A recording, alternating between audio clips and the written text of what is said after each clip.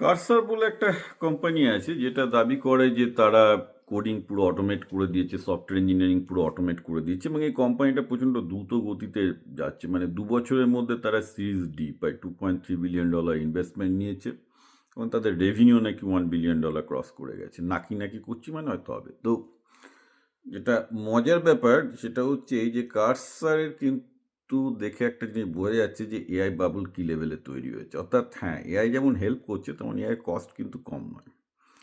AI কস্টটা determine করা হয় token দিয়ে। তো টোকেন কি হচ্ছে একটা স্মলেস্ট ইউনিট অফ কম্পিউটেশন বা smallest unit of AI computation আপনি বলতে পারেন।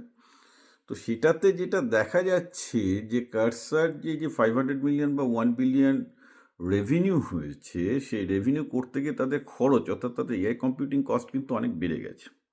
এবং প্রথমে ওরা $20 দিয়েছিল, লোকে $20 দিয়ে 200, 300, 400 সার্ভিস পাচ্ছিল। হ্যাঁ, মানে লোকের থেকে তো দেখুন, আমি আবার বারবার করে বলছি যে মানে কোডিংয়ের ক্ষেত্রে কোডিংটা কেন সবার আগে অটোমেট হচ্ছে, কারণ কোডিংয়ে কোনো প্রবাবিলিস্টিক ব্যাপার নেই। কোডিংটা হচ্ছে একটা একদম শিওরলি বাউন্ডেড প্রবলেম, আমরা যেটাকে বলি যে কোনো ডিগ্রিজ অফ ফ্রিডম নেই। কোডের A to B কী লিখবো মোটামুটি আমাদের জানা থাকে, এই লজিক হলে এইগুলো এই তো, সেটাকে আপনি লজিকটা এখন এফিশিয়েন্ট হওয়া নন এফিশিয়েন্ট হওয়ার মধ্যে পার্থক্য আছে, বাট মেন প্রবলেম হচ্ছে যে সলিউশন আপনি অনেকগুলো করতে পারেন because it's a bounded problem. এগুলো ক্ষেত্রে এআইকে কেউ হারাতে পারবে না, কারণ অবভিয়াসলি এগুলো বাউন্ডেড প্রবলেম হলেই এআই সেটা খুব ইজিলি সলভ করে দেবে। তো এখন সমস্যা হয়েছে কি যে বেসিক্যালি যে কার্সারেরকে লোকে $20 দিয়েছে, লেখছিল যে $20 মানে $2000 একটা সফটওয়্যার ইঞ্জিনিয়ারের কাজ $20 পাচ্ছে, তো সবাই তো চুটিয়ে এই কাজ করেছে। কিন্তু এখন সমস্যাটা দাঁড়িয়ে গেছে সেটা হচ্ছে এই যে বোঝা গেছে যে ওটা $20 না, খরচ অনেক ক্ষেত্রে $200, $300, অ্যাকচুয়ালি তাদের খরচ বেশি। এগুলোকে হোয়েলিং বলে। অর্থাৎ দেখা যাচ্ছে কি যে কিছু কিছু কোম্পানি প্রচুর পরিমাণ ইউজ করছে, কিন্তু সেই এগেন তাদের যেহেতু $20 চার্জ, তার বেশি তাদেরকে চার্জ করেনি। তো এখন তারা তাদের চার্জিং পলিসি বদলেছে। আমি কালকে বলেছিলাম যে এআই আস্তে আস্তে এক্সপেন্সিভ হয়ে যাবে। তো কার্সার এখন বাধ্য হচ্ছে প্রাইসিং মডেল বদলাতে এবং তারা এখন বেসিক্যালি আরও অনেক বেশি চার্জ করছে আগে থেকে। কিন্তু মুশকিল হচ্ছে অনেক বেশি চার্জ করলে কার্সার কোম্পানিটা টিকবে কিনা, কারণ কার্সারের মধ্যে প্রোডাক্ট ওপেন এআইয়ের কোডেক্স আছে, অ্যানথ্রপিকের থেকে শুরু করে গুগল থেকে শুরু করে সবারই ইকুইভ্যালেন্ট প্রোডাক্ট আছে এবং সেগুলো অনেক সস্তা। সো ন্যাচারালি কার্সার চলবে কিনা, কোম্পানিটা এখন চলবে কিনা সেটা নিয়ে এখন সন্দেহ জায়গা দিয়েছে। অথচ সেখানে প্রায় কোম্পানি ভ্যালুয়েশন নাকি $27 বিলিয়ন, অথচ $27 billion can be even get to zero. কোনো কিছুই ঠিক নেই এই পৃথিবীতে এখন। তো ব্যাপারটা দাঁড়াচ্ছে এই যে কার্সারের কেসটা একটা খুব ইন্টারেস্টিং কেস, যেখানে দাঁড়াচ্ছে যে অধিকাংশ এআই কোম্পানি কিন্তু এই একই অবস্থায় প্রচুর টাকা রেভিনিউ দেখাচ্ছে, কারণ লোককে সস্তায় এআই দিয়েছে। ইনফ্যাক্ট আমিও যে $200 যে মডেলটা ইউজ করি ওপেন এআই ইয়েতে, আমি কালকে দেখছিলাম আমার মানে এস্টিমেট করা যায়, অ্যাকচুয়াল জানা যায় না যে কত টোকেন ইউজ করছি। তো এখন কারেন্টলি টোকেনের যে প্রাইস দেখছি যে আমি হয়তো $200 দিচ্ছি, কিন্তু অ্যাকচুয়ালি আমি যে পরিমাণ টোকেন ইউজ করেছি তার টোটাল ভ্যালু প্রায় $1000-এর উপরে। মানে প্রায় আমি 6-7 মিলিয়নের বেশি টোকেন ইউজ করছি প্রতি মাসে।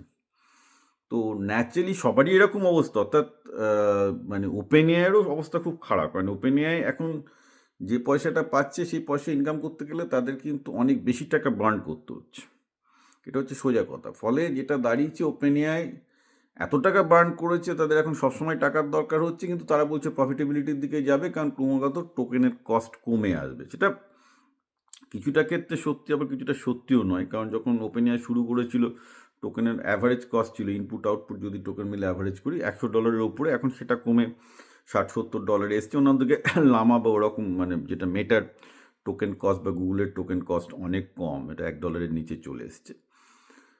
মানে $1 নিচে মানে আমি 1 মিলিয়ন টোকেনের কথা বলছি। কিন্তু মুশকিল হচ্ছে সেই টোকেনগুলো দিয়ে যে ধরনের অ্যাডভান্স ম্যাথামেটিক্যাল কম্পিউটেশন বা যে কাজগুলো করতে চাইছি বা অ্যাডভান্স মডেল করতে চাইছি, সেক্ষেত্রে সেটা হয়তো খাটবে না।